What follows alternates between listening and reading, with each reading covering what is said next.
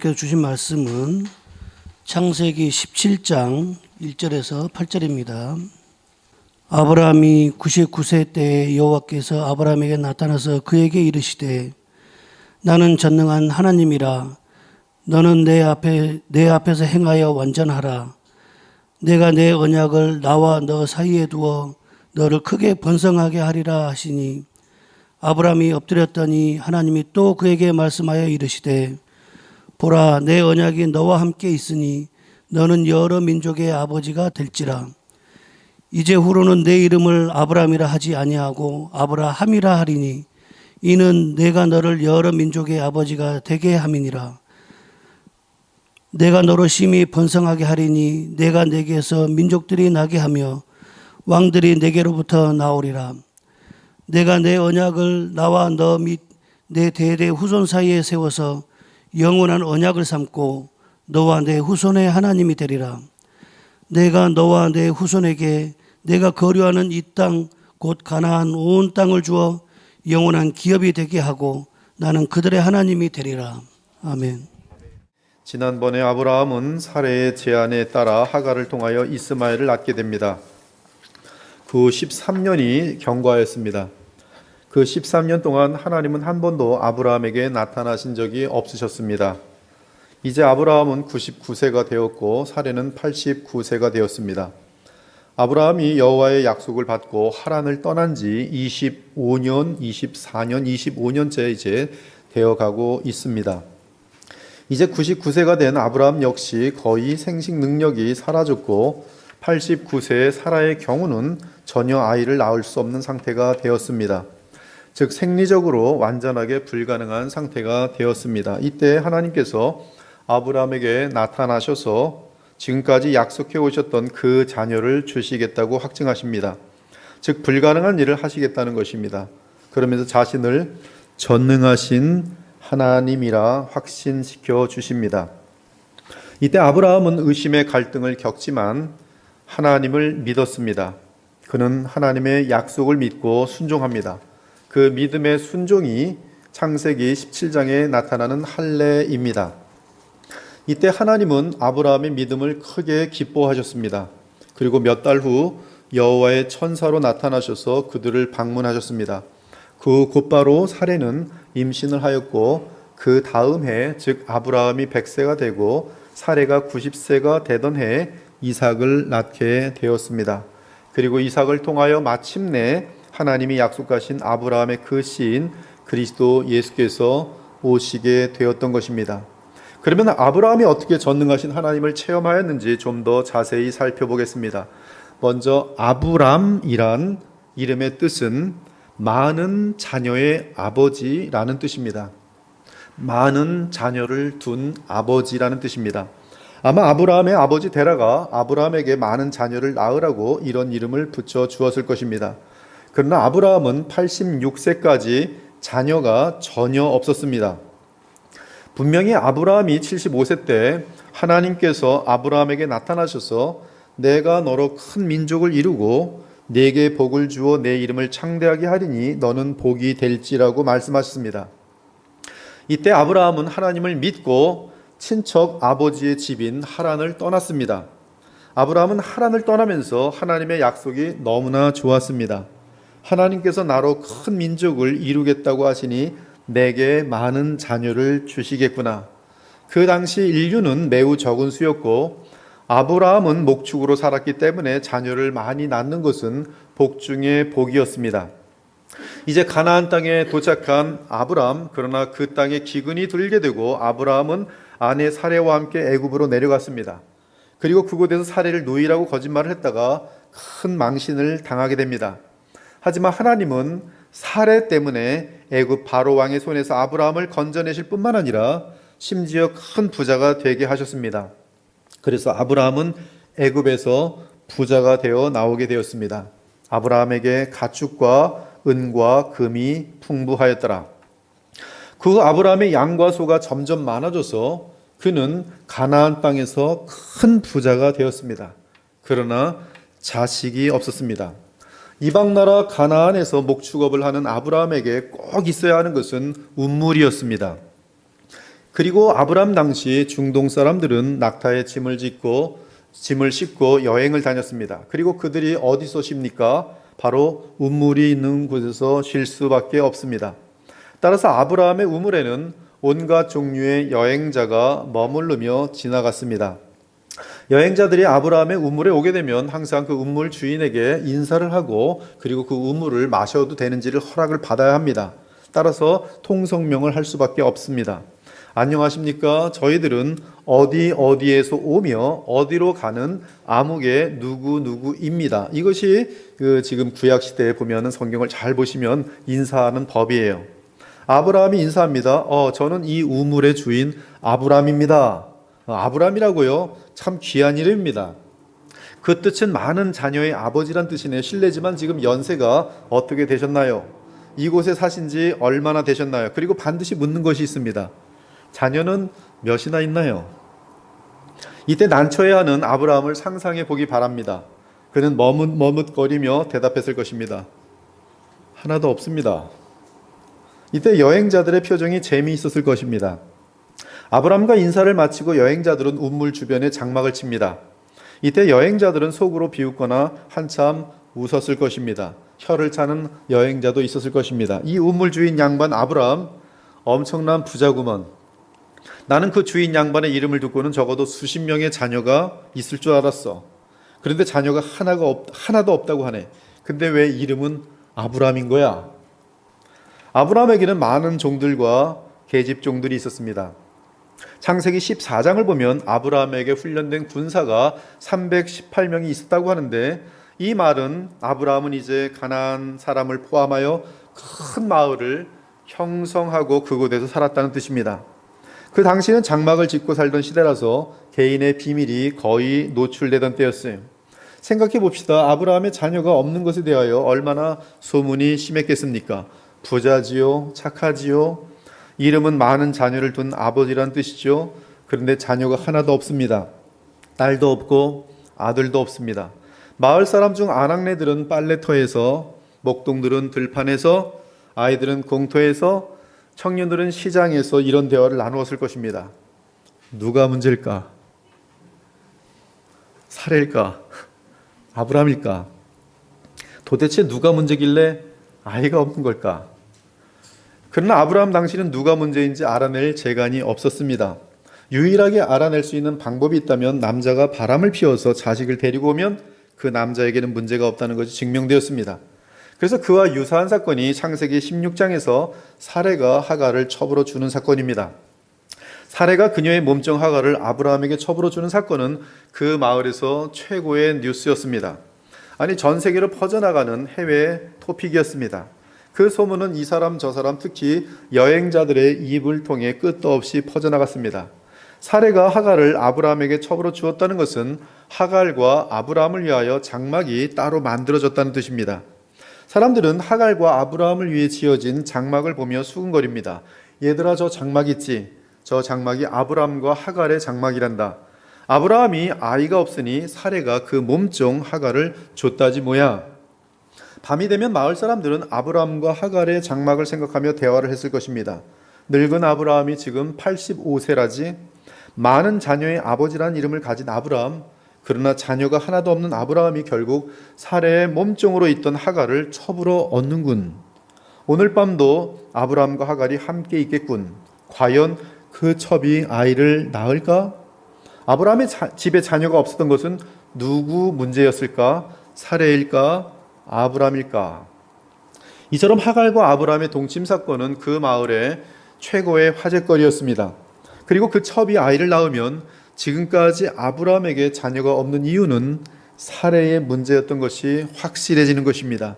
그런데 드디어 하갈이 임신을 한 것입니다. 그리고 아브라함이 얼마나 싱글벙글하던지 마을 사람들은 다 보았습니다. 따라서 아브라함은 능력 있는 남자로 증거되었습니다. 부자일 뿐만 아니라 아이도 낳을 수 있는 건강하고 문제가 없던 남자였던 것입니다. 이제 하갈이 사레를 업신여기기 시작합니다. 사람들은 더 호기심으로 가득 찹니다. 누가 아브라함의 유산을 얻게 될까? 이제 어쩔 수 없이 하갈이 낳은 아이가 아브라함의 대를 잇겠지. 그 아이가 장손이 될 텐데 당연히 그렇지. 와, 그 여종의 신세가 활짝 폈네. 하갈의 배가 불러오고 아브라함의 본처 사라는 기가 죽은 상태에서 더욱 비참하여집니다. 그런데 얼마 안 돼요. 하갈이 집을 나가고 사레가 하갈을 찾아다니느라 마을을 돌아다닙니다. 아브라함 역시 난처한 얼굴로 이곳저곳 기웃거립니다. 그리고 며칠 후 다시 하갈이 돌아오고 아이가 태어납니다. 그리고 그 아기 이름을 이스마엘이라 짓습니다. 그때 아브라함의 나이가 86세였습니다. 이제 이스마엘이 태어난 후 아브라함의 우물에서 여행자와의 대화가 바뀌었습니다. 여행자가 묻습니다. 이름이 무엇입니까? 아브라함입니다. 아브라함이요? 많은 자녀를 두었다는 뜻이네요. 자녀가 많은가 봅니다. 축하합니다. 아닙니다. 한 명 있습니다. 아, 그래요? 아브라함의 대답을 들은 여행자들은 슬며시 비웃는 웃음을 웃습니다. 그리고 오늘 본문입니다. 이스마엘을 낳은 지 13년이 되던 때, 즉 아브라함이 99세고 사레는 89세가 되던 때 여호와께서 아브라함에게 나타나셨습니다. 그리고 아브라함에게 말씀하십니다. 나는 전능하신 하나님이라. 너는 내 앞에서 행하여 완전하라. 여기서 전능하신 하나님은 히브리어로 엘샤다이입니다. 엘샤다이.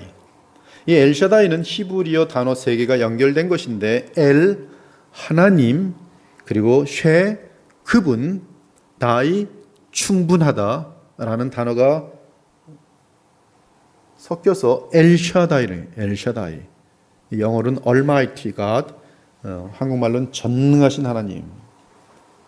근데 문자적으로 보면 엘쉐다이 하나님 그분 충분하다. 이 문자적으로는 충분하신 하나님, 넉넉하신 하나님이란 뜻입니다.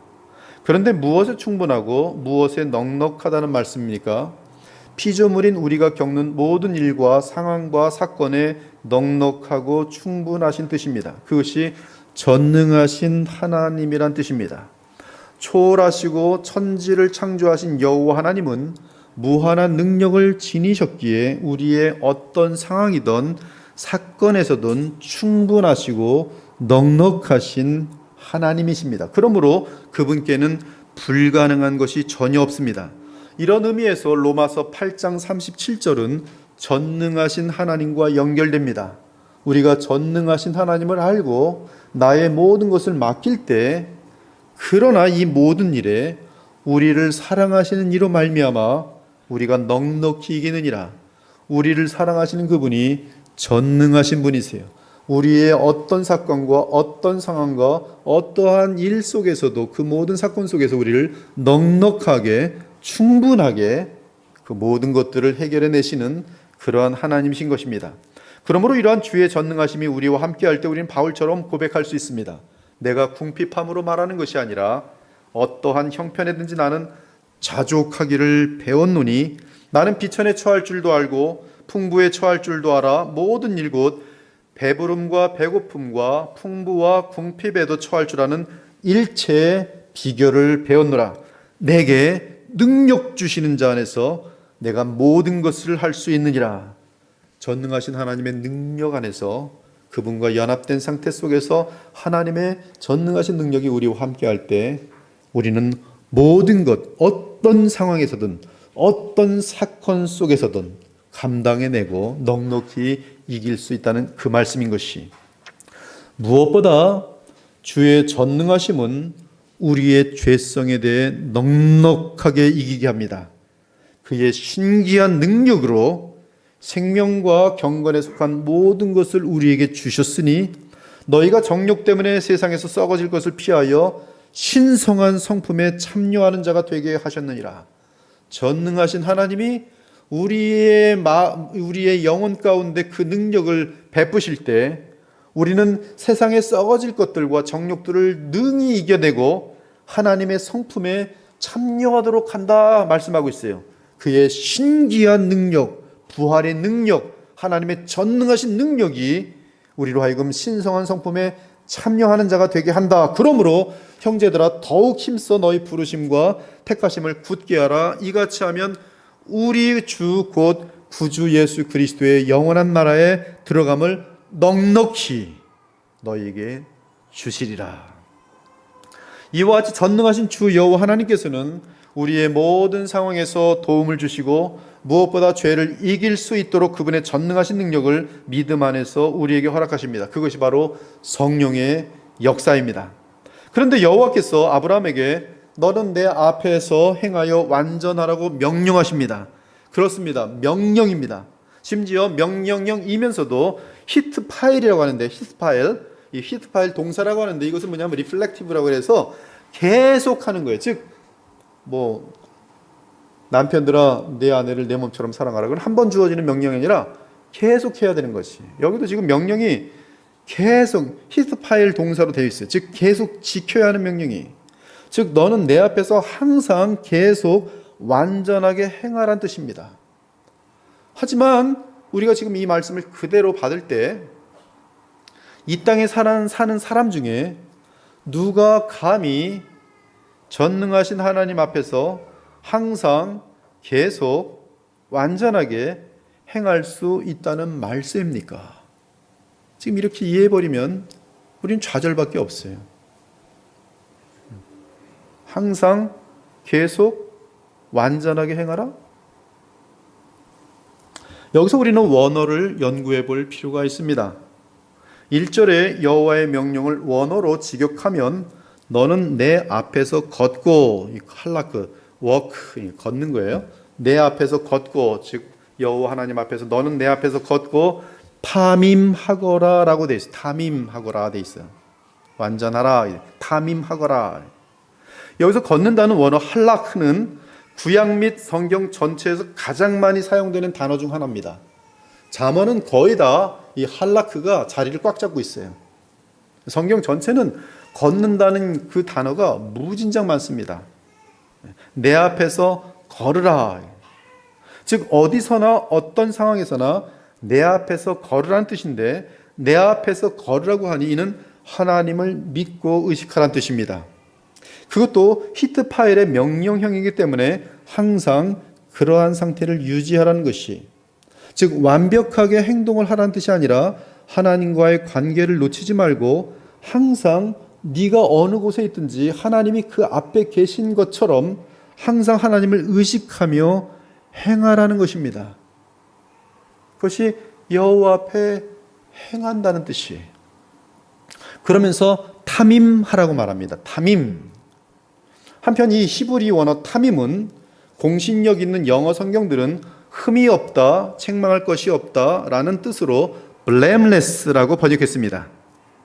그러나 그 단어의 복음적인 뜻은 완전하신 하나님을 의지한다는 뜻입니다. 즉 완전하신 하나님을 믿고 의지하는 상태는 흠이 없고 책망할 것이 없는 상태와 같다는 것이, 그러므로 자신의 부족과 결핍을 철저하게 알고 하나님을 의지하라는 것이 탐임입니다. 자신의 부족과 결핍을 알고 하나님을 의지할 줄 아는 사람은 탐임이 될 것입니다. 이런 의미에서 탐임은 믿음과 연결되고 나아가 성경의 지혜와 맞물립니다. 아브라함은 그 뜻을 정확하게 이해합니다. 그 이유는 그는 과거에 자신의 꾀를 믿고 행했을 때 대단히 쓰라린 경험을 했었기 때문입니다. 이렇게 탐임의 상태를 유지하는 한 그는 계속 하나님을 닮아가도록 돼 있어요. 신약의 용어로 하면 그는 계속 그리스도의 형상을 담게 되어 있습니다. 반면 교만한 자는 자신의 부족과 결핍과 죄악됨을 인정하지 않는 자입니다. 따라서 하나님이 필요 없으며 하나님을 경외하지 않습니다. 그러므로 교만한 사람은 탐임하지 않습니다. 즉 그의 삶은 결코 흠없는 성품과 삶으로 나아갈 수 없습니다. 이에 교만한 사람은 지독히 어리석은 사람인 것이, 따라서 하나님께서 아브라함에게 창세기 17장 1절에서 명령하신 내용은 원어의 도움을 받아서, 그리고 복음적인 그러한 모든 성경의 개념 속에서 이 내용을 풀어보면 나는 너의 어떤 상황에서든 어떤 사건에서든 모든 문제를 해결할 수 있기에 충분한 하나님이다. 항상 나를 의식하고 살고 계속 내가 온전하여질 수 있도록 모든 사건과 상황 가운데 나를 철저하게 의존하며 살도록 하라는 것이 1절의 내용이에요. 그러므로 우리에게는 지금 갑자기 빛이 확 보이죠. 맞아. 나는 너무나 부족해. 내게는 의의가 없어. 내가 할 수 있는 것도 없어. 그러나 전능하신 하나님을 믿고 의지할 때, 그리고 어떤 상황에서든지 내 앞에 하나님이 계신 것을 의식하며 살아갈 때 주께서 나를 인도하시고 도와주시고 그리고 아름다운 형상으로 이끄신다는 말씀이구나. 우리에게 뭐가 있어요? 믿음. 어떤 상황에서든지 믿는 거예요. 어떤 상황에서든지 믿는 거예요.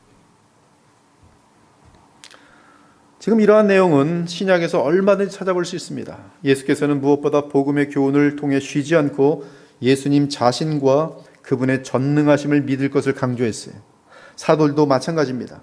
예수께서 집에 들어가시면 맹인들이 그에게 나가오늘 예수께서 이르시되 나 예수가 능히 이 일을 할 줄을 믿느냐. 즉 나 예수가 이 일을 넉넉히 해결할 줄 믿느냐. 나 예수가 전능하신 이라는 사실을 믿느냐. 동일한 내용이에요. 대답하되 주여 그러하이다. 이에 예수께서 그들의 눈을 만지며 이르시되 내 믿음대로 되리라. 이에 그들의 눈이 밝아진지라.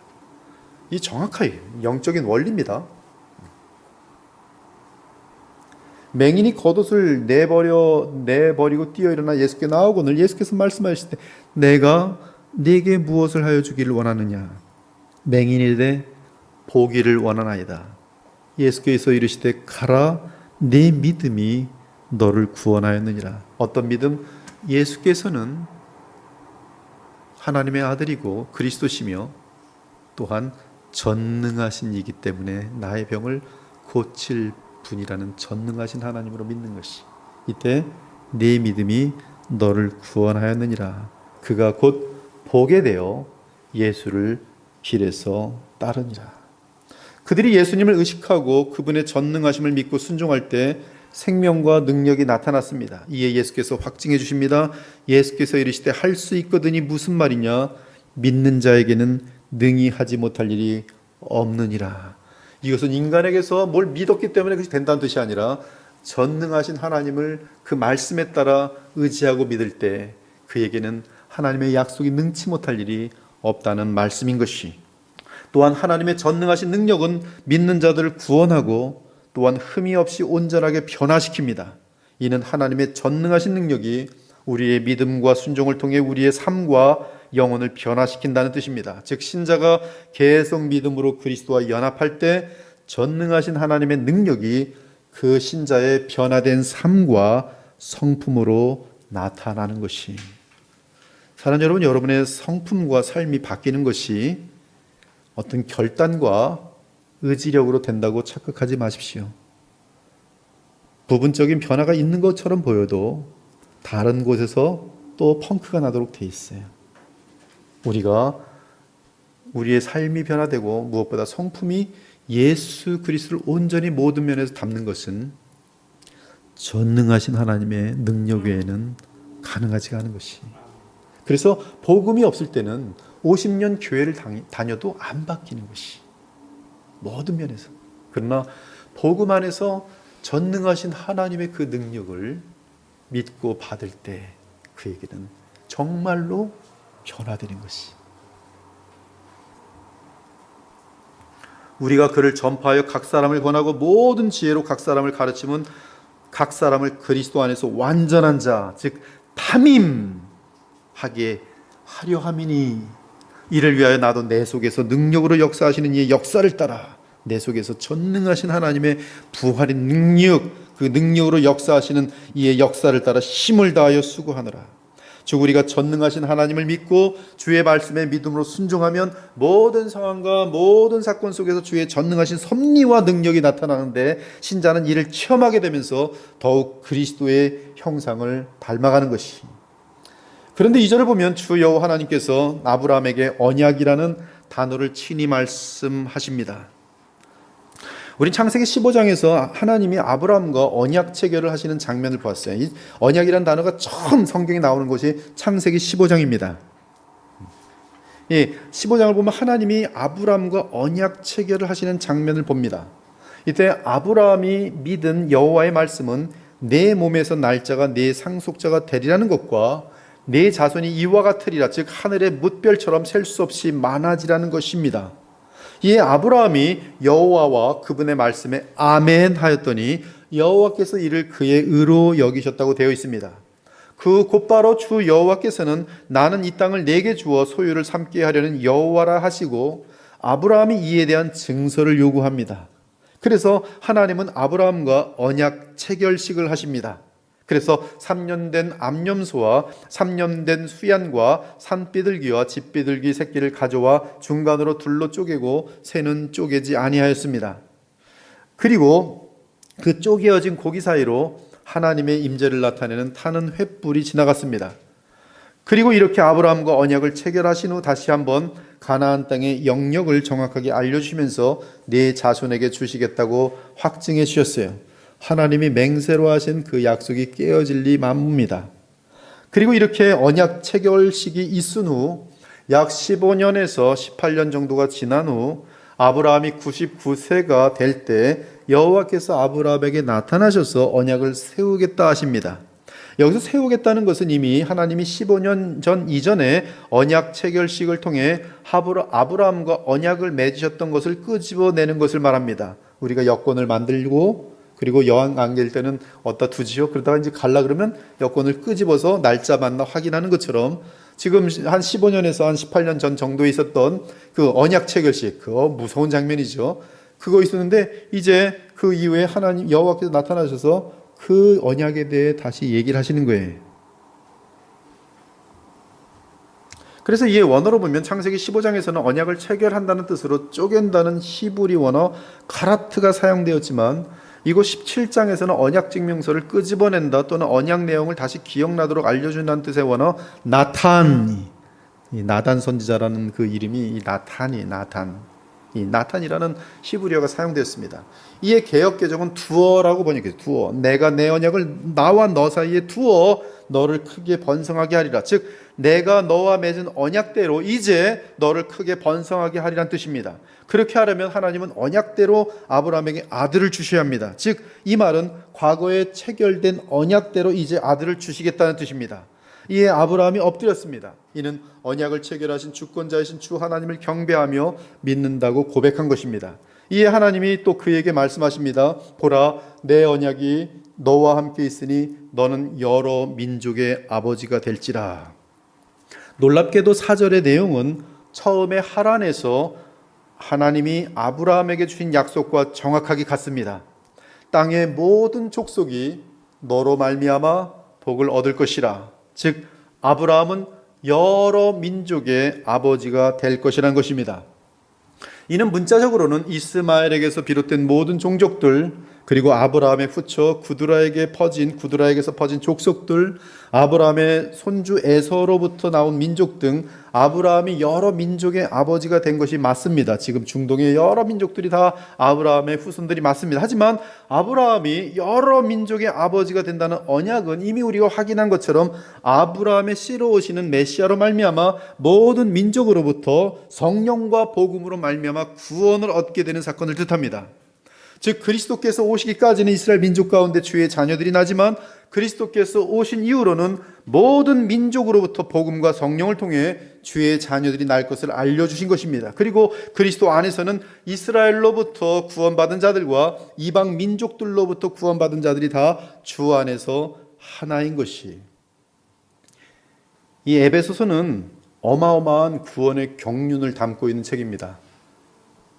마치 로마서 9장, 10장, 11장이 하나님의 구원의 경륜이 담겨 있는 것처럼 무한한 세계를 담고 있는 것이죠. 이 에베소 자체도 창세전부터 시작해서 어마어마한 하나님의 경륜이 다 담겨 있어요. 그런데 그 하나님의 경륜 속에서 에베소서의 가장 중요한 것이 내용이 뭐냐 하면은 구약의 백성들과 신약의 백성들이 그리스도 안에서 하나라는 사실이에요. 그런데 거기서 무엇을 말하냐면 구약에서는 이스라엘 민족 가운데에서 주의 택한 그리스도 안에 속하는 자들이 구약에서 나오는데요. 그것도 표현이 되게 재밌습니다. 구약에 있는 자들을 바울은 주의 성령의 계시를 받아서 그들이 그리스도 안에 있다고 말합니다. 그런데 신약에서는 이스라엘 민족이 아니라 모든 민족으로부터 복음을 듣고 성령으로 말미암아 거듭나서 하나님의 자녀가 되는데 이들이 그리스도 안에서 한 권속이다. 하나다. 그렇게 말씀하고 있어요. 제가 직접 읽어드릴게요. 그러므로 생각하라. 너희는, 즉 이방인들인데요. 너희는 그때에 육체로는 이방인이요 손으로 육체 행한 할례를 받은 무리라 칭하는 자들로부터 할례를 받지 않은 무리라 칭함을 받는 자들이라. 이 구약에서는 할례 받은 이스라엘 사람들이 할례 받지 않은 사람들을 굉장히 욕했어요. 그래서 다윗 같은 경우도 이 골리앗 장군에게 이 할례 받지 못한 것 아주 굉장히 이 경멸하는 그런 표현들인데요. 근데 지금 이 에베소 2장 11절도 같은 그런 말을 합니다. 즉 손으로 행한 할례를 받은 무리가 할례 받지 못한 자들이라고 하던 칭함을 받은 자들이었다. 너희들 이방인들은 그때 너희는 그리스도 밖에 있었고, 그때 즉 구약 때 그리스도 밖에 있었고 이스라엘 나라의 밖의 사람이라. 즉 이 구약에서 그리스도의 오심을 바라보고 믿은 자들은 그리스도 안에 있는 거예요. 근데 그때 이 여러 민족들은 아직 이 복음이 들어가기 시작한 적이 없습니다. 단지 거기서만 이제 이스라엘 백성들은 이스라엘 민족에서만 하나님의 자녀들이 나고 거기서 이제 영원히 이제 그 기업을 얻을 줄 알았어요. 이것은 이스라엘 사람들에게는 우리는 계시를 통해서 이게 다 이미 드러나 있음에도 불구하고 눈이 가려서 보지 못한 내용들입니다. 보지 못했어요. 그래서 그들은 이 예수님의 제자들마저도 끝까지 보지 못해요. 그러나 이제 예수께서 부활 승천하시면서 모든 민족에게 이 복음이 전해져야 된다는 것과 함께 성령이 부어짐으로 말미암아 이 모든 구약에 있었던 내용들이 결국은 다 이미 전 세계를 향한 민족들을 구원하시는 그러한 구원의 경륜이 담겨 있는 것을 보게 되는 것이, 그때 너희는 그리스도 밖에 있었고 이스라엘의 밖의 사람이라 약속의 언약들에 대해는 외인이요 세상에서 소망도 없고 하나님도 없는 자이더니 이제는 전에 멀리 있던 너희가 그리스도 예수 안에서 그리스도의 피로 가까워졌느니라. 그는 우리의 화평이신지라 둘로 하나를 만드사. 이 둘은 지금 이방인 유대인이, 이 둘로 물론 이제 유대인 혈통적인 것이 중요한 게 아니죠. 그 안에서 부름을 받아서 그리스도 안에 있게 되는 자들이 중요한 것이죠. 그 둘로 하나를 만드사 원수된 것 곧 중간에 막힌 담을 자기 육체로 하시고 법조문으로 낸 계명의 율법을 폐하셨으니 이는 이 둘로 자기 안에서 한 새 사람을 지어 화평하게 하시고 또 십자가로 이 둘을 한 몸으로 하나님과 화목하게 하려 하심이라. 원수된 것을 십자가로 소멸하시고 또 오셔서 먼데 있는 너희에게 이방인들에게 평안을 전하시고 가까운 데 있는 자들에게 평안을 전하셨으니 가까운 데 있는 자들은 유대 민족들이 이는 그로 말미암아 우리 둘이 한 성령 안에서 아버지께 나아감을 얻게 하려 하심이라. 그러므로 이제부터 너희는 외인도 아니요 나그네도 아니요 오직 성도들과 동일한 시민이요 하나님의 권속이라. 그러므로 여호와께서 아브라함과 맺은 영원한 언약은 놀랍게도 그리스도가 포함되어 있고 또한 저와 여러분처럼 모든 민족들로부터 구원받은 자들이 포함되어 있었던 것이, 이 약속들은 아브라함과 그 자손에게 말씀하신 것인데 여럿을 가리켜 그 자손들이라 하지 아니하고 오직 한 사람을 가리켜 네 자손이라 하셨으니 곧 그리스도라. 그러므로 오늘 창세기 17장에서 확인된 아브라함의 언약에 우리도 끼어 있는 것입니다. 이렇게 모든 민족으로부터 아브라함의 그 씨로 인해 하늘의 별들처럼 많은 사람들이 구원받게 될 것을 알려주신 하나님은 아브라함의 이름을 바꾸어 주십니다. 이제후로는 내 이름을 아브람이라 하지 아니하고 아브라함이라 하리니 이는 내가 너를 여러 민족의 아버지가 되게 함이니라.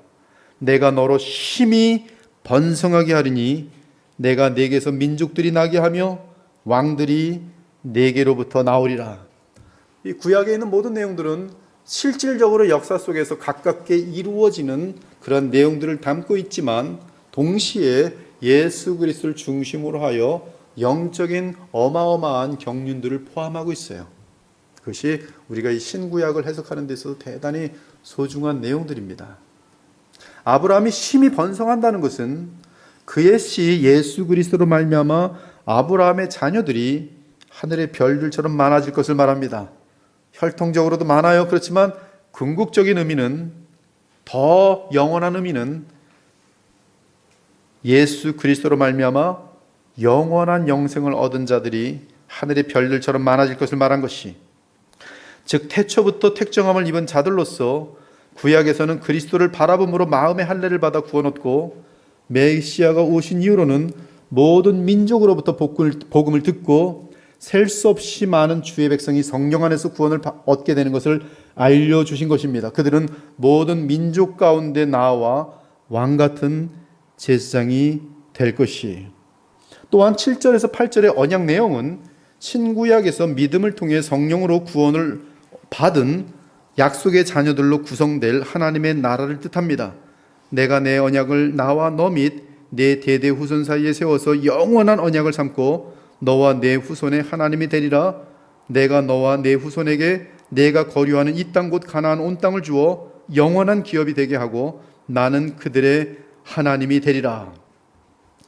너와 내 후손의 하나님이 되리라.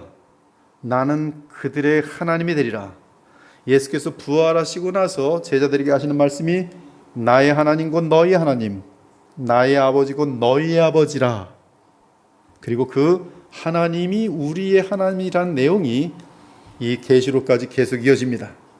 그러므로 우리는 여호와께서 아브라함에게 끄집어내신 언약의 내용은 결국 계시록에서 완성되는 것을 발견할 수 있고, 그 완성의 가장 큰 바탕을 마련하신 분은 아브라함의 그 시인 우리 주 예수 그리스도의 십자가와 부활 사건인 것을 알 수 있습니다.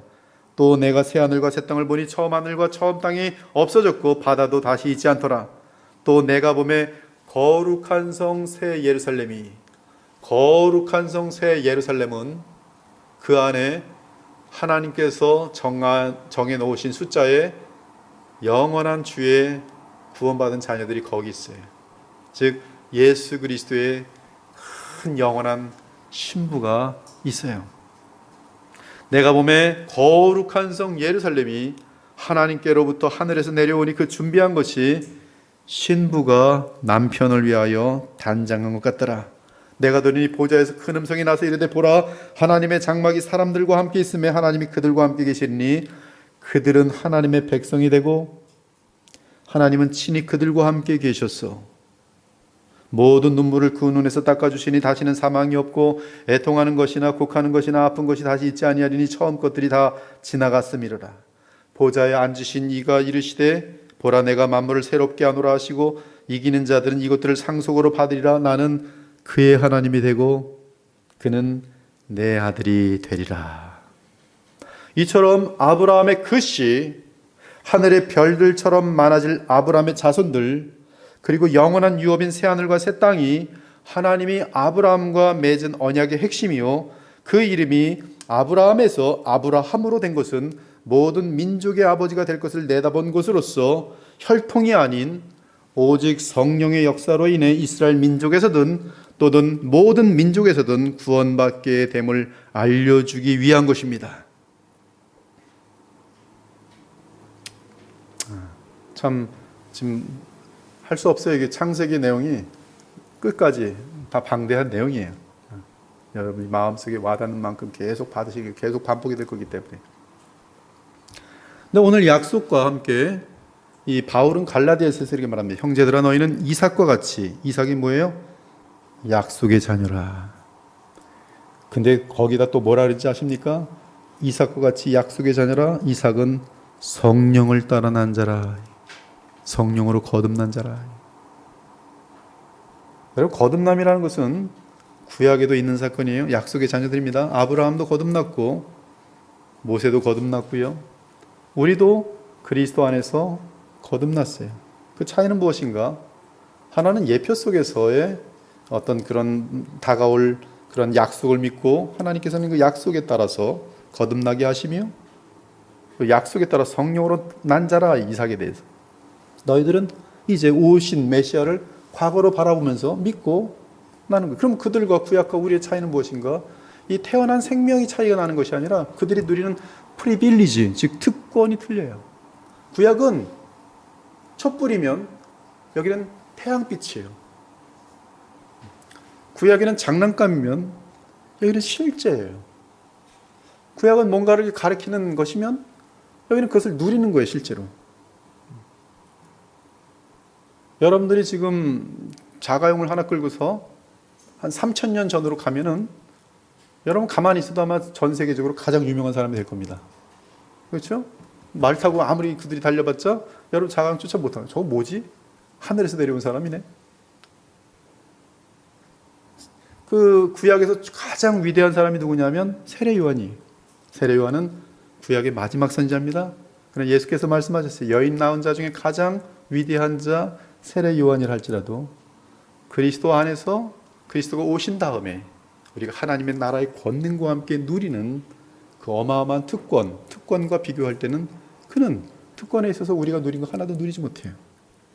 그러므로 복음이라는 것은 무엇이냐 하면 그리스도 안에서 주어진 그 특권을 알고 그 특권을 누릴 수 있어야 돼요.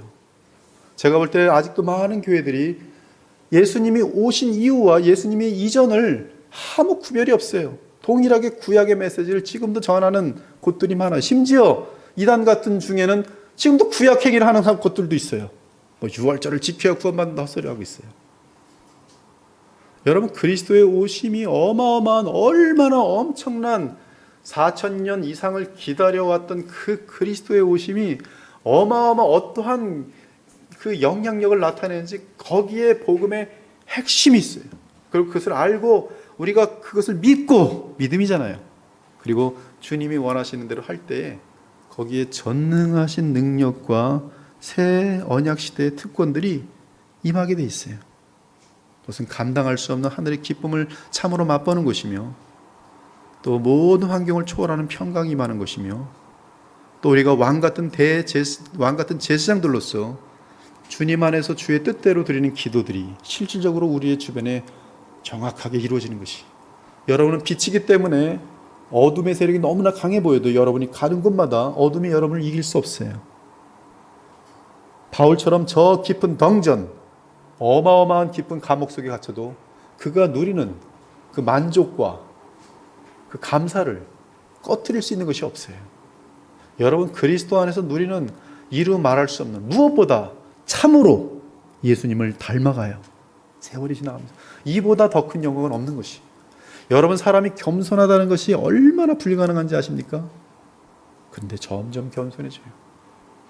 남을 사랑한다는 것이, 감사한다는 것이, 불평하지 않는다는 것이, 또 세상의 죄악들에 물들지 않는다는 것이 얼마나 위대하고 얼마나 큰 복인지 아십니까? 그것은 전능하신 능력이 없이는 가능하지 않아요. 구약시대는 이 프리빌리지, 특권들이 약했기 때문에 죄에 이길 수가 없었어요. 그래서 구약의 끝은 실패입니다. 죄의 무너짐이 하나님의 언약에 따른 진노예요. 그러나 그 진노 가운데 그들을 대신하여 무한한 진노를 받은 분이 계시니 우리 주 예수 그리스도 안에서 그들은 다시 일어나게 되는 것이. 형제들아, 너희는 이삭과 같이 약속의 자녀라 성령을 따라 난 자로다. 즉 아브라함의 참된 자녀는 구약이든 신약이든 성령을 따라 난 약속의 자녀들로서 그리스도를 믿음으로 구원을 얻은 자들인 것입니다. 너희는 유대인이나 헬라인이나 종이나 자유인이나 남자나 여자나 다 그리스도 예수 안에서 하나이니라. 너희가 그리스도의 것이면 곧 아브라함의 자손이요 약속대로 유업을 이을 자니라. 이렇게 하여 오늘 하나님을 만난 아브라함은 그의 이름이 아브라함이 되었어요. 동일하게 그래서 구약 사람이든 신약 사람이든 그리스도를 믿은 자들은 다 하나인 것이, 지금 우린 더 어마어마한 특권 가운데 지금 살고 있으니까 그 특권을 외치면서 밀고 나가면 여러분의 인생이 어마어마한 하나님의 역사에 쓰임받을 수가 있는 것이, 내가 잘나서가 아니라 복음의 능력이. 자, 이제 하나님과 만나서 언약을 확증받고 새 이름을 받은 아브라함과 마을 사람들의 대화를 다시 보겠습니다. 아브라함이 이제 하나님으로부터 아브라함이라는 이름을 받고 다시 친제들과 이웃들을 만나서 말합니다. 당연히 말해야 되죠. 여러분, 이제 내 이름은 아브라함이 아닙니다. 아브라함입니다. 지금부터는, 오늘부터는 나를 아브라함이라고 불러주시기 바랍니다. 사람들이 말합니다. 아브람? 그 이름 때문에도 그렇게 고생하더니 이제는 아브라함이라고? 아니, 그 뜻은 여러 민족의 아버지란 뜻인데 이제 아브라함이 99세가 되더니 좀 정신이 많이 쇠약해지시는 것 같은데, 이제는 정말 너무나 자녀가 그리운 나머지 이제는 좀 정신이 이상해지신 것 같아. 자신을 많은 자녀의 아버지라 부르더니 86세 아들 하나를 첩으로 통해서 얻더니 이제는 기고만장을 하신 것인지 자신이 여러 민족의 아버지라고? 아브라함이 86세 하갈을 통하여 아들 하나를 얻고 이제는 이게 마음이 그냥 너무 부푼 건지 나는 수천 수만 수억의 아버지라고? 라고 불러달라고? 그 뜻이에요. 지금 생각해 보세요. 믿지 않는 사람의 입장에서는 언제나 아브라함은 이해가 되지 않는 이상한 할아버지라고 생각했을 것입니다. 그러나 아브라함은 하나님과 그분의 약속을 믿었습니다. 물론 주께서 사라의 이름을 사라라 바꾸고 사라를 통해 그 아들을 주시겠다고 할 때 아브라함은 전능하신 하나님을 의심하였지만 주께서 아브라함과 사라가 낳을 아들, 그 아들을 이삭이라고까지 분명하게 하시면서 아브라함과 맺은 언약을 계속 세워나갈 것이라고 말씀하자 그때서야 아브라함은 결국 주의 말씀을 온전히 믿고 받아들였습니다. 그리고 아브라함의 믿음은 마침내 할례를 행함으로 나타났어요. 이에 하나님은 아브라함의 믿음을 실망시키지 않으셨습니다. 즉 그는 실제로 모든 민족의 아버지가 되었어요. 그것이 계시록 7장에 나오는 내용. 이 일 후에 내가 보니 각 나라와 족속과 백성과 방언은 여러 나라 말들이에요. 방언에서 아무도 능히 셀 수 없는 큰 무리가 나와 흰 옷을 입고 손에 종려가지를 들고 보좌 앞과 어린 양 앞에 서서 큰 소리로 외쳐 이르되 구원하심이 보좌에 앉으신 우리 하나님과 어린 양에게 있도다 하더라. 하늘의 별들처럼 많은 이들이 바로 아브라함의 크신 예수 그리스도를 믿고 아브라함의 후손이 된 모든 민족으로부터 나온 주의 자녀들인 것이, 사랑하는 여러분, 아브라함의 이런 입장과 모습이 우리 믿음의 신자들의 입장과 모습입니다. 우리는 전능하신 하나님을 믿기 때문에 세상 사람들이 생각지도 못하는 행동을 하게 됩니다. 믿음의 사람 노아는 120년 동안 마른 하늘 아래에서 지구 전체를 덮을 비가 내릴 것이라고 외치면서 방주를 준비했어요. 그때 그 당시 세상 사람들이 이러한 노아를 보고 얼마나 이상했겠습니까? 얼마나 조롱했겠어요. 그러나 전능하신 하나님은 약속하신 그 약속을 그대로 이루어버리고 마십니다. 오늘 사건은 아브라함의 크신 예수 그리스도의 탄생과 직접 연결됩니다. 이삭이 출생한 후 약 1500년 후 하나님은 이사야 선지자를 통하여 말씀하셨어요. 그러므로 주께서 친히 징조를 너에게 보일 것이라. 보라, 처녀가 잉태하여 아들을 낳을 것이요 그의 이름을 임마누엘이라 하리라. 이사야가 전한 이 말씀은 유다 왕 아하스 때에 아람과 북이스라엘의 연합군이 남유다를 공격해오는 상황에서 멸망을 코앞에 두고 주의 백성이 두려움에 처해 있을 때 하나님께서 이사야 선지자를 통해서 주신 말씀이 무슨 말씀입니까? 하나님은 전능하신 하나님이라는 것이 얼마나 전능합니까? 처녀가 잉태하여 아들을 낳게 하실 정도로 전능하시다는 것이, 즉 너희가 보기에 불가능해 보이는 상황에서 내가 행할 것이다. 그러니 너희는 불가능한 그 전쟁 앞에서 걱정하지 말고 나를 믿으라. 나는 전능하신 하나님이라는 것이. 여러분, 이 전능 속에서 가장 큰 전능 중에 하나는 처녀가 잉태하여 아들을 낳는 것이. 많은 신자들이 이거 믿지 않습니다. 신학 교수라고 하는 사람인데 이거 안 믿어요. 그래서 뭐 여기 처녀는 다 무슨 젊은 그냥 아이를 낳을 수 있는 여자라는 것이, 이사야 7장이 그 뜻도 그 뜻이라는 것이, 물론 그런 의미가 섞여 있는 것도 사실이에요. 그래서 끝까지 안 믿습니다. 그러나 이것은 정확하게 하나님의 전능하심에 대한 이야기이기 때문에 그것은 믿지 않으면 문제가 많은 것이, 구원받을 수 없어요. 이사야의 이 예언은 아브라함이 이삭을 얻은 후 약 2000년 후에 이삭의 후손인 요셉과 마리아를 통하여 이루어졌습니다. 아들을 낳으리니 이름을 예수라 하라.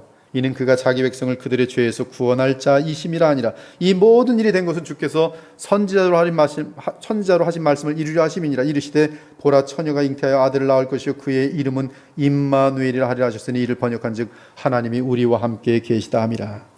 사랑하는 여러분, 전능하신 하나님이 인류 역사 가운데 그분의 최고의 전능하심을 드러낸 사건은 아브라함과 맺은 언약의 성취인 임마누엘 사건입니다. 독생하신 하나님이 사람으로 이 땅에 오신 사건은 하나님의 전능하심을 고스란히 드러낸 가장 분명한 사건입니다. 그것이 오늘 하나님이 아브라함과 언약을 세우시면서 궁극적으로 바라보신 아브라함의 그 시의 오심입니다.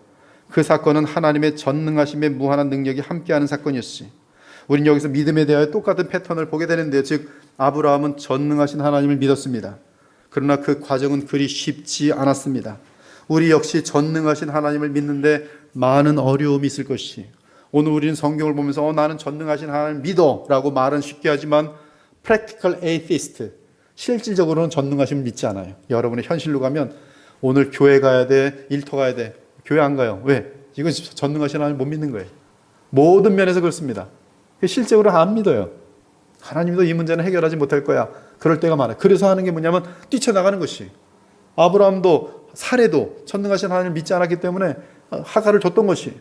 근데 그것이 사실은 이삭을 낳을 때까지 계속 의심합니다. 사례 마지막 순간까지도 의심해요. 그리고 여기 창세기 17장에도 보면 아브라함이 사례를 통하여 주신다고 하니까 의심해요. 그러지 말고 이스마엘에게만 주세요. 그 전에 내 엘리에셀 종에게 하나 주세요. 이러더니 그렇게 밀려나갑니다. 그만큼 전능하심을 실질적인 나의 삶 가운데에서 받아들이고 믿는다는 것은 쉽지 않던 말씀이에요. 믿음의 대단히 중요한 시험입니다. 그러나 주께서 주의 전능하심을 믿을 수 있도록 우리의 삶 가운데 구체적으로 인도하실 것입니다. 그래서 마침내 우리는 죽은 자 가운데서 생명을 보내실 수 있는 하나님을 믿게 될 것이요, 그리스도와 그분의 나라를 더욱 분명하게 믿게 될 것이. 이처럼 우리의 믿음은 아브라함처럼 전능하신 하나님을 믿는 것입니다. 그 믿음의 핵심은 인간적으로는 완전하게 불가능한 일이지만 독생하신 하나님이 마리아의 몸으로 성령으로 잉태되어 아브라함에게 언약으로 약속되었던 그 메시아로 오셨다는 사실을 믿는 것이. 따라서 우리가 독생하신 하나님이요 참 사람이신 예수 그리스도를 믿음으로 붙잡고 있으면, 그리고 그 예수께서 나를 대신하여 십자가에 죽으심으로 나는 죄의 사함을 받았다는 사실을 믿고 있다면, 여러분 놀랍게도 전능하신 하나님을 정말로 믿고 있는 것이 마음으로. 신기합니다. 여러분들이 여기 들어와서 이 얘기를 하니까 당연하게들 하지만 전혀 불신자가 우리 이 얘기를 들으면 뭔 소리야? 뭔 소리야? 아무리 얘기해도 무슨 소리야? 믿지도 않고요. 이렇게 해요. 아브라함처럼, 노아처럼 여러분들도 동일한 취급을 받도록 되어 있어요. 어디서? 예수 그리스도를 믿는 데서. 성인으로 믿고 우리의 어떤 삶의 패턴, 본으로 믿는 것은 그들도 그렇지, 예수님이 남들을 위해서 착한 일을 많이 하셨대. 그거는 쉬운데, 그게 아니라 예수께서 하나님의 아들이신데 동정녀 마리아를 통해서 우리에게 오신 그리스도요, 그분이 십자가에서 우리 죄를 대속하셨다고 하면 이것은 전능하신 하나님의 가장 어마어마한 전능하심의 사건을 받아들이는 것과 똑같은 것이 예수님을 믿는다는 것은. 바로 그 믿음 때문에 전능하신 능력이 여러분에게 나타나서 거듭남과 함께 또한 예수 그리스도와 함께 같이 동행하게 되는 것이 그 믿음의 삶이에요. 종교적인 삶이 아니라 믿음의 삶이에요.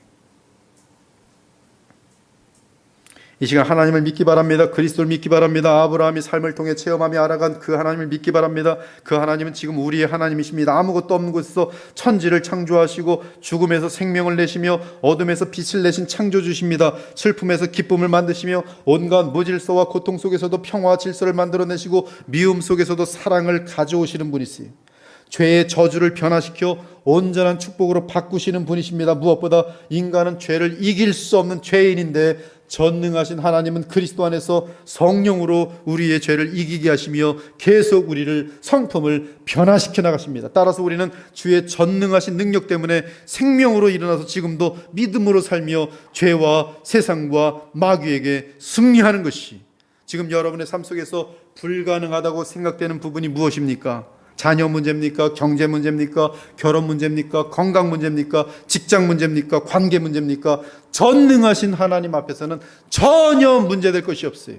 이 시간 하나님께 아뢰기를 바랍니다. 믿음을 잃지 않길 바랍니다. 일들이 여러분의 뜻대로 되지 않는다면 이는 하나님께 전능하심이 없어서가 아니라, 하나님이 전능하신 능력으로 역사하지 않아서가 아니라, 내가 아직도 하나님의 뜻을 헤아리지 못하는데 그 문제가 있을 뿐이, 하나님의 뜻보다는 내 뜻을 고집하기에, 내 욕심을 주장하기에 하나님이 그 전능하신 믿음의 역사를 통한 역사가 나타나지 않는 것이.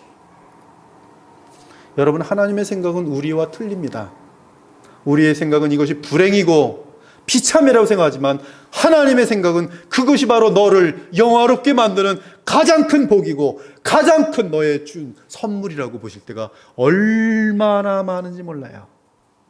제 인생 가운데서도 하나님께서 고난이란 것을 허락지 않으셨으면 저는 자가당착에 잘 빠지던 사람이었고, 온갖 종류의 죄악에 있던 사람이었고, 또 세상의 모든 그냥 이런 잡기들, 노는 거 깊게 빠졌던 사람인지라 일어날 수 없었을 것입니다. 그리고 스스로 교만한 가운데 있었을 것입니다. 그러나 하나님께서 고난을 주실 때 저는 그 고난에 대해서 불평하고 억울해하며 하나님께 따졌습니다. 그러나 지금 인생을 살아오고 뒤를 돌아보니 그때가 가장 하나님의 영광과 능력과 하나님의 사랑과 하나님의 뜻을 정확히 알려주었던 최고의 복된 시간인 것을 알 수가 있는 것이에요. 그 과정이 없었다면 저는 변화될 수도 없었을 것이며 변화되어 가고 있지도 못할 것이에요. 지금도 변화되고 있어요. 그러나 그 변화 과정 속에서는 소위 우리가 말할 때 불평할 수밖에 없고 짜증낼 수밖에 없는 그런 일들이 우리에게 진행될 수 있다는 사실이, 그러나 그것이 우리에게 전능하신 하나님의 능력이 나타날 수 있는 주님의 선물이에요. 전능하심이 나타나지 않는 게 아니에요. 지금도 나타나는데 하나님의 뜻이 있고 내 뜻인데, 내 뜻은 언제나 이기심, 내 영광, 내 입장, 거기에 머물러서 하나님의 뜻이 이루어지지 않는 것이. 얼마나 많은 사람들이 하나님을 이용해서 내가 잘되고 내가 부자되고 내 이름이 드러나기를 원합니다. 근데 하나님의 뜻은 그게 아니에요. 큰 하나님의 영원한 경륜 속에서 네가 단지 도구가 되기를 원하실 때가 얼마나 많은지 몰라요.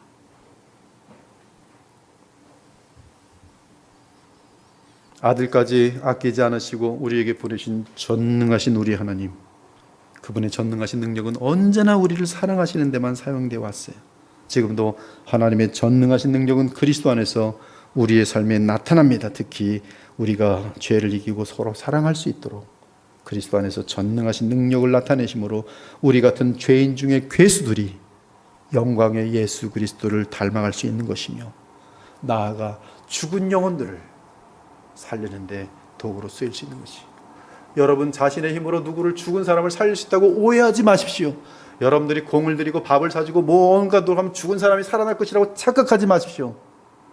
그들이 내 어떤 열심과 섬김에 의해서 변화될 것이라고 착각하지 마십시오.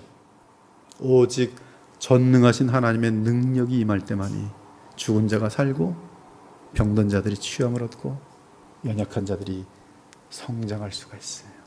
그러므로 믿고 주님이 원하시는 대로 우리는 순종할 뿐이에요. 순종하는 것이지 이 순종 때문에 기적이 나타나는 것이 아니에요. 순종을 통해서 하나님이 기뻐하시사 주의 전능하신 능력이 기적을 일으키고 그리고 우리를 살리고 역사를 나타내시는 것이. 오늘도 이 말씀을 가지고 여러분의 모든 삶 가운데에서 하나님의 뜻을 헤아리며 힘있게 믿음으로 달려가신 저와 여러분 되시기를 우리 주 예수 그리스도의 이름으로 축원합니다. 아멘. 주 하나님 감사합니다. 죄에 물들어 살 수밖에 없었던 저희 인생을 하나님께서 부르시고 찾아오시고 변화시키시고 그 전능하신 능력으로 거듭나게 하시고 예수 그리스도의 형상을 담게 하시고 그 전능하신 능력으로 우리의 작은 순종들을 통해서 주의 나라를 확장해 나가시니 참으로 감사합니다. 언제나 더욱더 주만 바라보면서 주님을 놓치지 않는 저희들 되게 하시고 믿음으로 호흡 마치는 그날까지 주님 한 분만 붙들고 그리스도와 함께 살아가는 아름다운 하나님의 자녀들이 다 되게 하여 주시옵소서. 살아계신 우리 주 예수 그리스도의 이름으로 기도 올리옵나이다. 아멘.